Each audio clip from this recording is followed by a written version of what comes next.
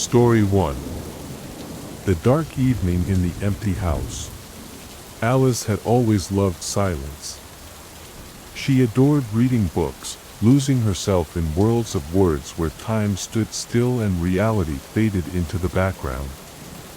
Tonight, she had decided to stay home alone. Her parents had gone to a party, and her older brother was, as usual, out with his friends. The house was empty, quiet, and the only sound was the rain tapping against the windows, reminding her that a storm was raging outside. She grabbed a book she had been meaning to read, a thriller promising tense moments and unexpected twists. She turned on a small lamp beside her chair, wrapped herself in a blanket, and began reading. The book hooked her from the first page. Alice didn't even realize an hour had passed. Suddenly, she heard a soft tap on the window.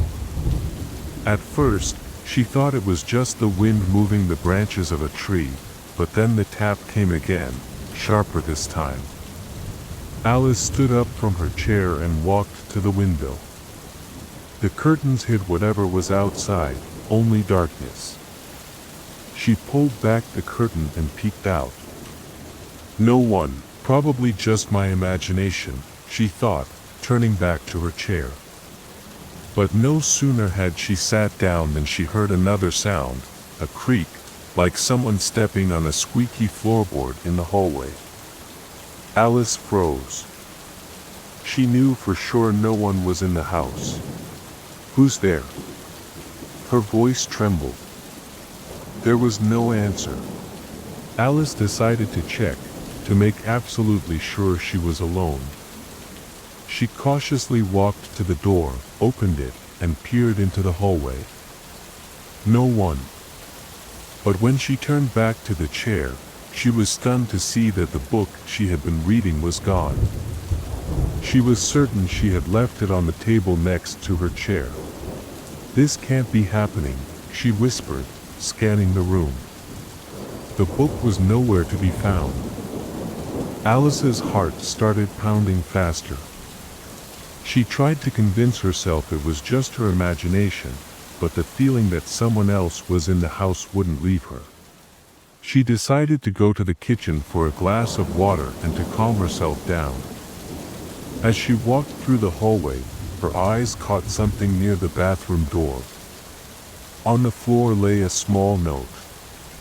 She picked it up and read, "You're not alone. He's here." A chill ran down her spine. She looked around, but saw no one. Who could have left this note? And who was he?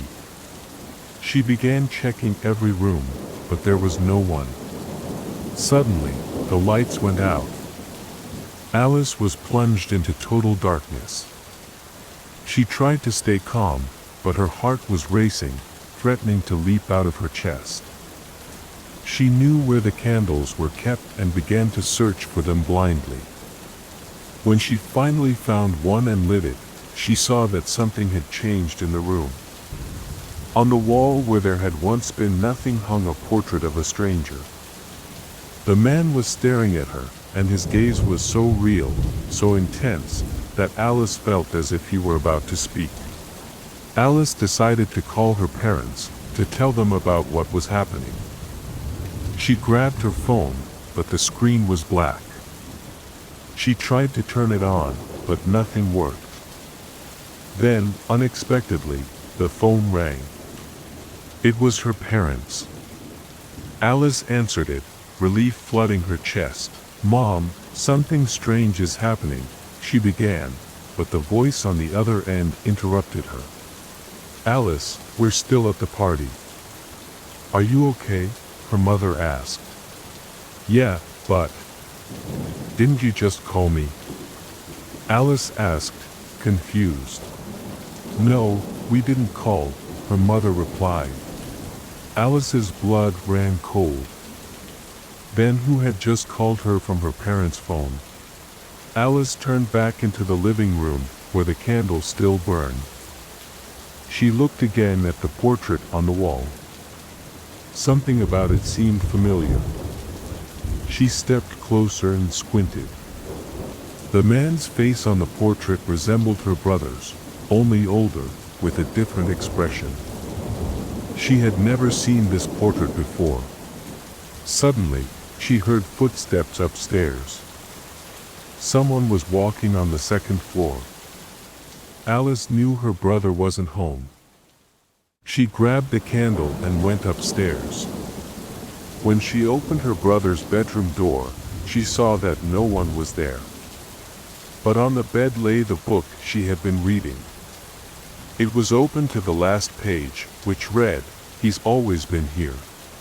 Alice descended the stairs and sat in the chair. She could feel her mind trying to piece everything together. The portrait, the missing book, the note, the call, it all started to make sense. She remembered how her brother used to joke about there being a ghost in the house. She had never believed him, but now she realized it was true. Suddenly, she heard someone sit in a chair across from her. She looked up and saw the same man from the portrait. He was staring at her, his eyes filled with sadness.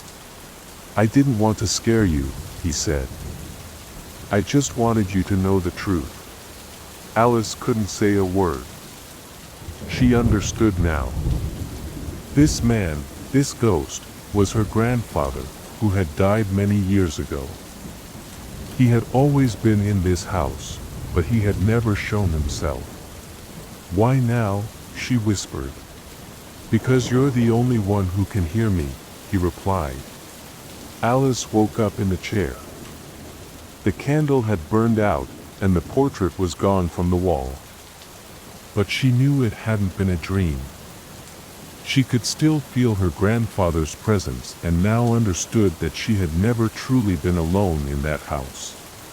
This story stayed with her forever, a reminder that sometimes the most terrifying secrets aren't in books, but in real life.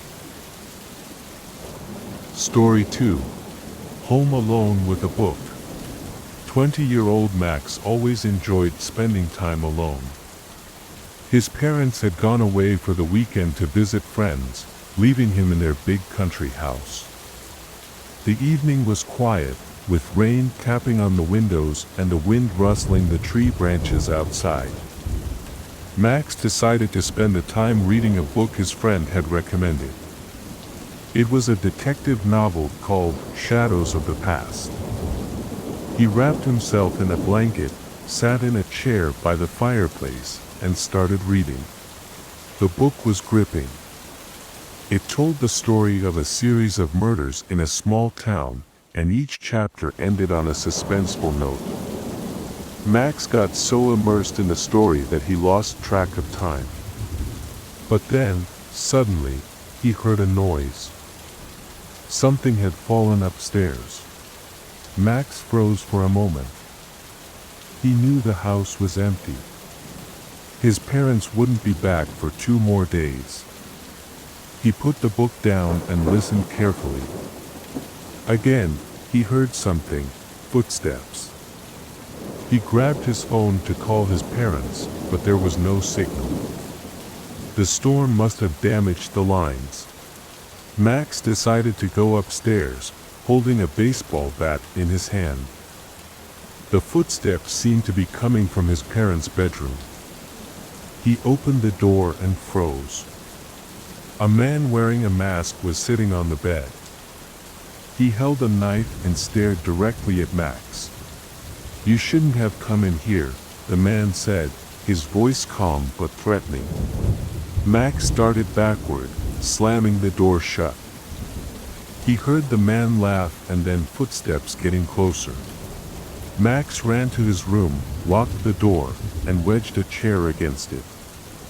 He tried calling the police, but his phone was dead. Suddenly, he noticed something on the floor, a note that hadn't been there before. It read, "You're next." A cold chill ran through Max. He remembered the book he had been reading. In it, the killer left notes for his victims. He opened the book randomly and saw that the next chapter was titled The Final Step. His heart raced. He realized this wasn't just a coincidence. Max decided to hide in the basement. He ran to the stairs but suddenly remembered he'd left the book in his room. He went back, but the book was gone. Instead, there was a knife on the floor, similar to the one the man in the mask had been holding. Max heard footsteps outside the door. He grabbed the knife and ran to the basement. There, he found an old chest he had never opened before. Inside were photographs, pictures of him. On the back of each was a date, as if someone had been watching him. The last photo was taken today, while he was reading the book. Max stood frozen, holding the book. His mind raced, piecing things together. The book had been given to him by Jake, a friend he'd met a few months ago. Jake had always seemed a bit odd, but Max had never paid it much attention. They'd gone for coffee together, talked about books, and Jake often mentioned how important it was to unravel the mysteries of life. Now, those words took on a sinister meaning. Max tried calling Jake, but his phone was dead. Suddenly, he heard a voice from upstairs. "Max, are you there?" It was Jake's voice. Max felt a wave of relief, but then he remembered the photos in the chest. His heart raced. He didn't answer, holding his breath. The voice continued. "I know you're there. You read the book, didn't you? It's about you." Max felt panic rise in his chest. He realized the book wasn't just entertainment. It was the key to something much bigger. He flipped through the pages, searching for clues, and suddenly his eyes landed on one line. "Sometimes, the darkest secrets are hidden in those you know best." Max decided to get out of the basement. He remembered an old tunnel that led to the shed. His dad had told him it was built by his grandfather, but no one had used it. Max crawled through the narrow passage, feeling the walls press in on him. When he finally emerged outside, he saw his parents' car. It was empty, but the keys were still in the ignition. Max felt a sense of relief. Maybe he could escape. He got in the car and tried to start the engine, but then he heard a knock on the trunk. His heart stopped. He got out of the car and carefully opened the trunk. Inside were his parents. They were tied up, their mouths taped shut, their eyes full of fear. Max rushed to them, trying to free them, but then he heard a voice behind him. "You shouldn't have left." Max turned around. It was Jake. He was holding a gun and smiling, but the smile was cold and soulless. "Why are you doing this?" Max asked, his voice trembling. "Because you're next," Jake replied. "This is a game, Max. And you're part of it." Jake explained that it was all part of his game. He didn't belong to any group, wasn't involved with cults or criminals. This was his own game, a game he created just for Max. "You've always loved puzzles," Jake said, moving closer. "I'm just giving you the chance to play the most interesting one." Max realized his only chance was to outsmart Jake. He remembered the knife he had taken from the basement. When Jake got closer, Max lunged at him. They fell to the ground, fighting for the gun. Jake was stronger, but Max fought desperately. He thought of his parents, still trapped in the trunk, and that gave him strength. Suddenly, the gun went off. Jake froze. He looked at Max in disbelief, as if he couldn't believe it had ended this way. Then he fell to the ground, and Max saw the blood on his chest. Max freed his parents, and they left the house together. When they got to the police station, Max realized Jake was gone. There was no blood, no trace of him where he had fallen. The police found no evidence of his existence. Max returned home a few days later. On the doorstep was the book. He opened it to the last page. It read, "The game is not over." Max could never forget that night. He knew Jake was out there, waiting. And the game continued.